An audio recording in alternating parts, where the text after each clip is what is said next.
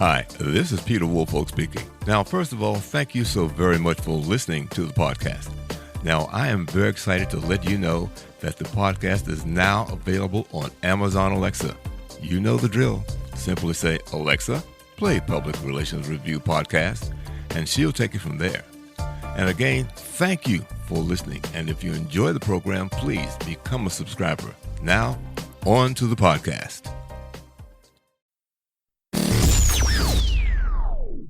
Welcome. This is the Public Relations Review Podcast, a program to discuss the many facets of public relations with seasoned professionals, educators, authors, and others. Now, here is your host, Peter Woolfolk. Welcome to the Public Relations Review Podcast and to our listeners all across America and around the world. Now, this podcast is ranked by Apple as among the top 1% of podcasts worldwide. So let me say thank you to all of our guests and listeners for making this happen. Now, if you enjoy the podcast, please leave us a review. We'd certainly like to hear what you think about the show. Now, a question for my listeners. How do you transform your digital communications to have a larger social media impact? Well, my guest today has an answer, and that answer is provided in his new book, Engage with Impact, 5 Steps to Transform Your Digital Communications for Social Impact. His book details a process that shows communications leaders how to accomplish this transition in 5 important steps. So joining me today from Lisbon, Portugal is Nicolas Bruneau, a digital communications consultant working at the United Nations. So Nicolas, welcome to the podcast. Thank you very much, Peter. So let's start at the top. What caused you to want to write this book? Well, I remember during the pandemic, everything was changing, right? We were all working from home, and there seemed to be a lot of as far as the way that organizations were communicating. So I did a survey of marketing and communications professionals. I used LinkedIn to survey all of my connections and more. And I asked them, has the pandemic helped your communications to be more agile and responsive to future changes? And actually, 83% said or agreed that the pandemic had actually helped them to be more agile and helped them as we try new things to be more innovative. Thankfully, in the survey, I also had a lot of space for people to give their comments, to give their suggestions, what went well, what didn't go so well. It really gave me a treasure trove of information. And then from that, I decided then to do a series of interviews of communications directors to hear how they were changing the way that they were communicating, to get some success stories, to get really some input, and to really then bring all that together so that it was going to be a book that was not just about theory, but also about how people are really changing on the ground, and really something that was going to be inspiring for communications managers worldwide. Now, once you had gone through that process, you said that you were able to distill all those tactics, if you will, into basically 5 steps so that they could accomplish this transition, if you will. So let's start with what those 5 steps are and just how does one go about implementing each one of those steps? I tried to I tried to sort of bring everything together to really learn from what everybody was telling me. First of all, almost everyone was saying that engagement, big challenge. So online engagement was a big challenge. Building community was a big challenge as well. So how can you then take that into a framework that can then help people? So I took all of the comments and the suggestions and developed something that I call the Agile Framework. So the Agile Framework is 5 steps, which starts internally. So internally, it's adopting a startup mentality. So developing that mentality where you're really thinking like a startup, developing systems and better collaborations internally. And then go digital first, which is really adopting new tools and tactics so that you can really innovate online and get people's attention on social media. And inspire with personal stories. And that's about really having authentic stories and with some storytelling strategies, and then leverage your content is repurposing. And that's, I think, we all know that we have limited time and resources.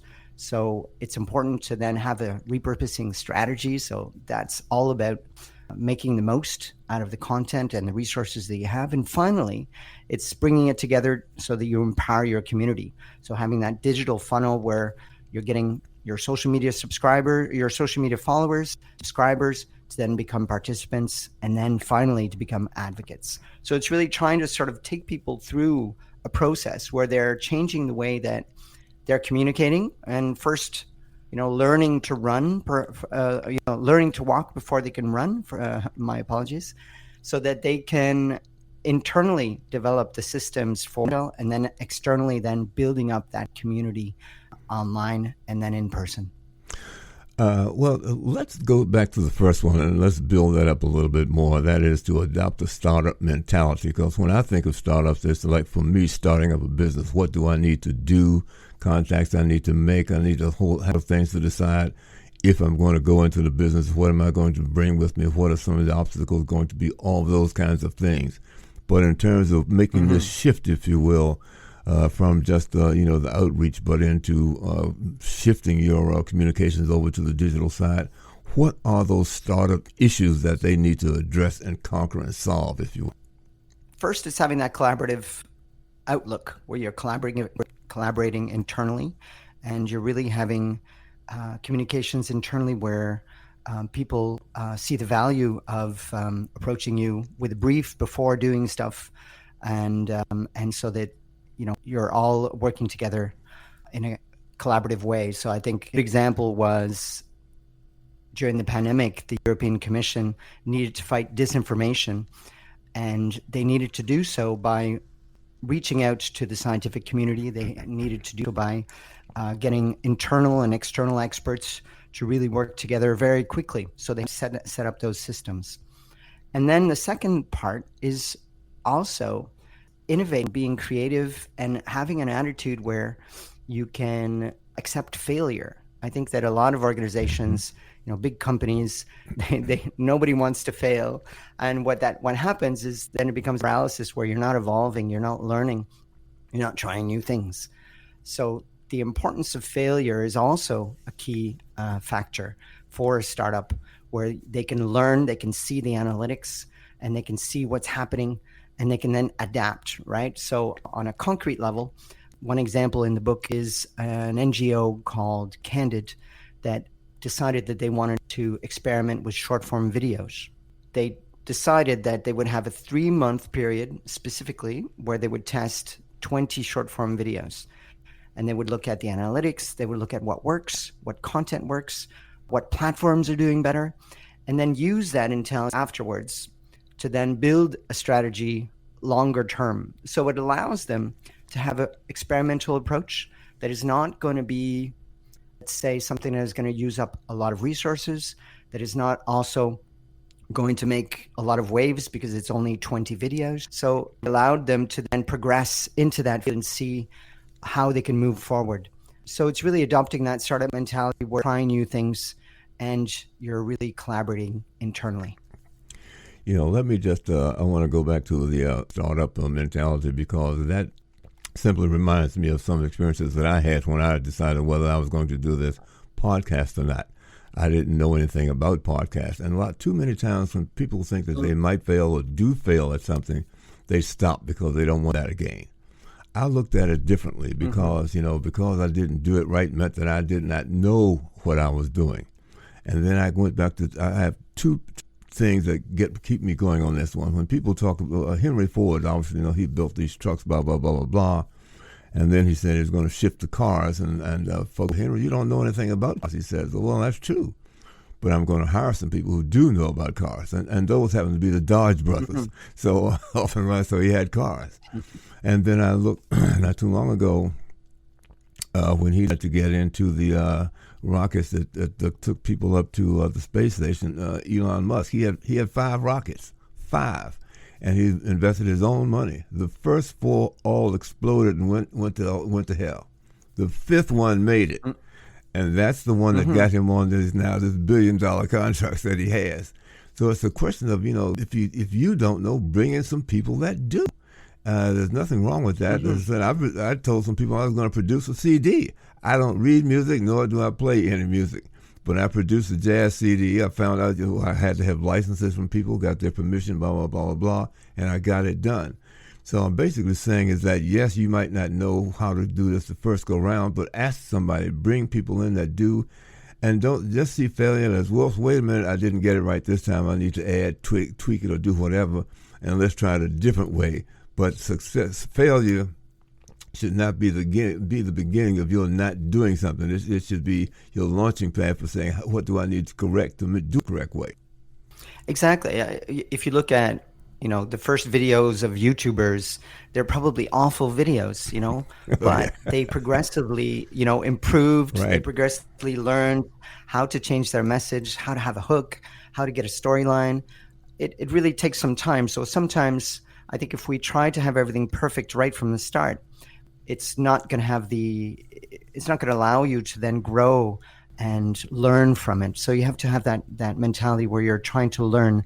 But as I said, trying to have it in an experimental and a controlled manner so that it obviously doesn't take too much of your time and also doesn't have too much of a negative impact. We can also have an attitude where we're going to be open to new ideas. So in my book as well, I talked about a campaign that went really badly for the European Commission, where they had a video that was not well received to encourage people, encourage women to go into STEM education, go into science fields. And they had a video that really didn't respond to the reality. People then complained about the video.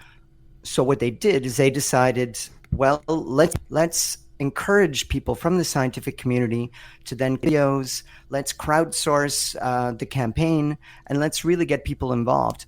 And so they learned from that. So by having a failure, they really learned how to then develop crowdsourced campaigns. And now more and more, you're seeing the European Commission develop campaigns that are first of all asking people, what their opinion is, and asking them to contribute with videos or solutions. So to really have that bottom-up approach as opposed to that top-down approach. Yeah, I agree with that, because there's also, I look at the other item you have here, inspire with personal stories. And, obviously we've just related a couple of those, because a lot of times that can be the inspiration for people doing some of those things. One of the things that I do, I say this publicly now, but it took me a while to get around to it. But I, being young, foolish, and immature, I was kicked out of college twice.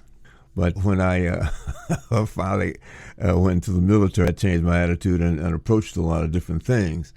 So when I speak to college students now, my opening comment is this: how does a guy like me who got kicked out of college twice wind up working for the President of the United States?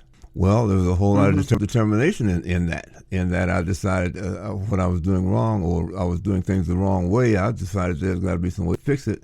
And I was not afraid to ask people for help when I needed it, or some guidance. So how do I do this? How do I get this done?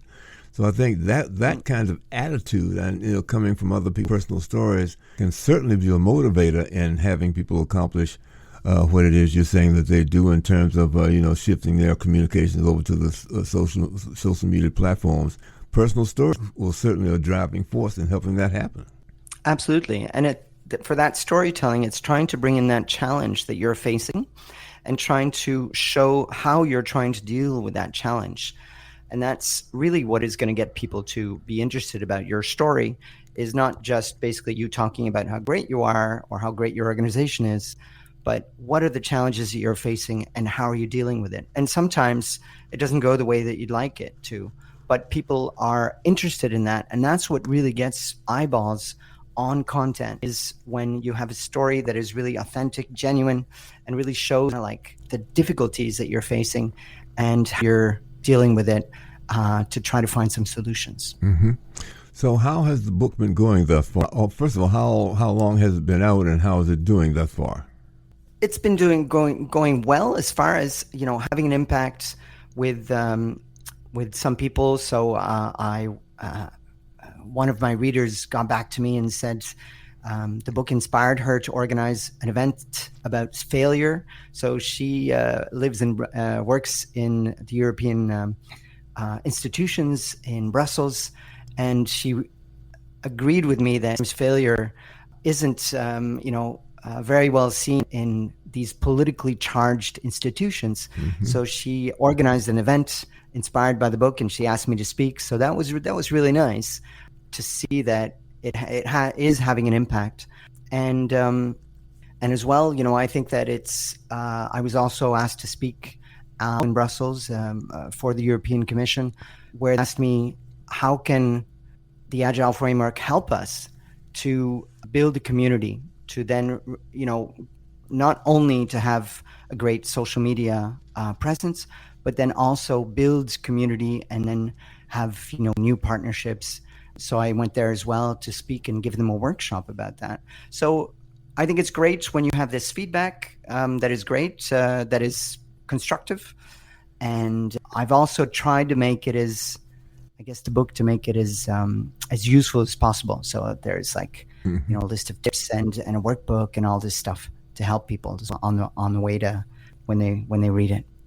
And I think that sort of leads into my next question or comment, and that is, can talk a little bit more about leveraging content that you can begin to feed into your social media platforms. A bit more, amplify that a bit more. Yeah. I mean, I think repurposing is really underused. So before the pandemic, I remember I organized a big event. It was a big summit, a big European summit. And once the event was over, that was it. We were like relieved to go home, and we had finally finished this event. But we hadn't thought about, all the great content and all the great discussions that we could be using from that event, so that instead of the event being the last, the finish line, it should be the midpoint, so that if you've organized the event well, then you have all this content that you can then use throughout the year about, different topics, using it for either blog, podcast, video, different ways in which you can use the content, maybe even make a report out of it, get some recommendations, so that you're really creating something that is going to have, some legs after the event, and help you, continue to build your content. So it's having that mentality where we're creating something like a video, for example, you're already thinking ahead, how am I going to then take this 30-minute video, for example, of someone speaking into short form videos for social media, into a podcast, into a blog, and sometimes, of course, you can use AI to repurpose that. For me, AI is a great repurposing tool. It allows you to keep your brand voice, but at the same time, different pieces of information in different formats. Mm-hmm. So if you're able to do that as well, it strengthens your brand. So it strengthens your brand on the key issues, your brand visibility on. Yeah, I think those are all great tips, and I think obviously repurposing certainly does, and redirecting certainly does have extra benefits, and that gives it additional mileage and so forth and so on. And I think the final one too, you mentioned something about, I think you said sort of engaging your empowering your community. Add a little bit to that too as well, so that folks can get some additional ideas. We often look at the way that we communicate as communicating to people, whereas social media should really be much more social, where first of all, you're trying to have people more engaged with the community building exercises, different polls, different ways in which you can engage people, different contests, for example, where you can engage people online. And also trying to then take that engagement and those people from social media to then join your email newsletter, for example, so that you're able to capture their details and you're not dependent on them being on social media, for example, and you're able to have that direct relationship. And then from that, so using a kind of a digital funnel approach, where then you're able to, thanks to them being on the newsletter, have them attend virtual events, for example, or real live events. And then gradually they start to know you better. They start to be more engaged, and it becomes more of a relationship as opposed to just someone liking a post. So it's really building that community. And a good example in the book as well is the Malala Fund, where they developed a newsletter specifically for girls, talk about the challenges that they're facing, getting the education that they need, or facing certain issues around the world. And first they thought, let's just do a newsletter where we interview different girls and different people from our community. But then they had so much interest for people to contribute and send their information, send their stories, and contribute directly to the newsletter that became a whole microsite on its own. It became a whole community where the girls are each other. It's really a win-win where the Malala Fund now, they not only have a great newsletter that helps to support their message that every girl should have access to, but they're also able to engage with this community and also organize even small events where whenever Malala Yousafzai is in certain countries, she'll meet some of these young advocates. And really, it really builds that sense of community. And I don't think there's anything stronger, for a brand, for an organization to really do that, to really have that high touch communication approach. Mm-hmm. Well, Nicolas, you really provided us with a lot of insight about this book of yours and the benefits that it brings. I think we need to do now is tell people where it's available. So if they have an interest in going after it, they can do that. That's right. It's really simple. It's available at engagewithimpact.com. And there's more information on the book. And also there's the Reader's Guide, which has a view of the Agile Framework and the key topics of the book. Well, let me say thank you. I really appreciated your coming on the show today. And again, for my guest, you've been listening to Nicolas Bruneau talk about the benefits of his book, Engage with Impact, 5 Steps to Train Your Digital Communications for Social Impact. And he's let you know exactly where you can get and the benefits of reading it that come with that book. So, Nicolas, once again, thank you so very much for being a guest on the podcast today. Thank you very much, Peter. It's a pleasure. And to all my guests, thank you. Certainly, we'd like to get a review from you. We'd like to hear what you think about it. And if you've got some ideas of other program ideas, please leave a review. Once again, you've been listening to the Public Relations Review podcast. And thank you. This podcast is produced by Communication Strategies, an award-winning public relations and public affairs firm headquartered in Nashville, Tennessee. Thank you for joining us.